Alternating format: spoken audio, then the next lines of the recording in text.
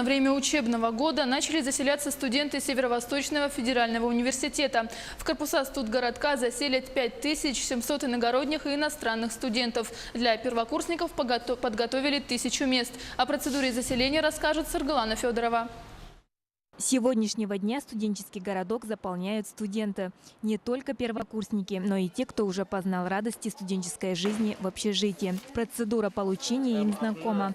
Медосмотр, оплата за проживание, предоставление необходимых документов, действующий договор найма помещения и обходной лист. Я уже 4-й год живу в общежитии, меня все устраивает. Процедура заселения, к сожалению, не такая быстрая, как бы хотелось, но все же за пару дней можно управиться, если прям приложить усилия. А первокурсники с предвкушением, ожидающие начала студенческой жизни, успевают заселиться за один день.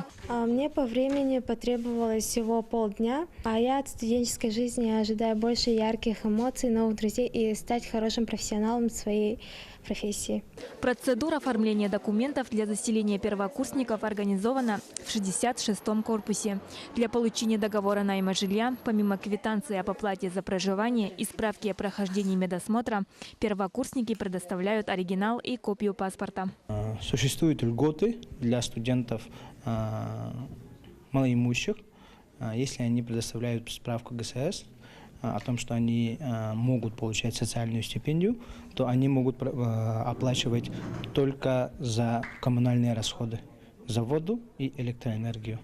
Это усредненно 504 рубля в месяц. Безопасность в общежитиях гарантирована. Во всех корпусах установлено устройство прямой селекторной связи с вахтой. То есть студенты при возникновении чрезвычайных ситуаций могут быстро связаться с дежурным администратором.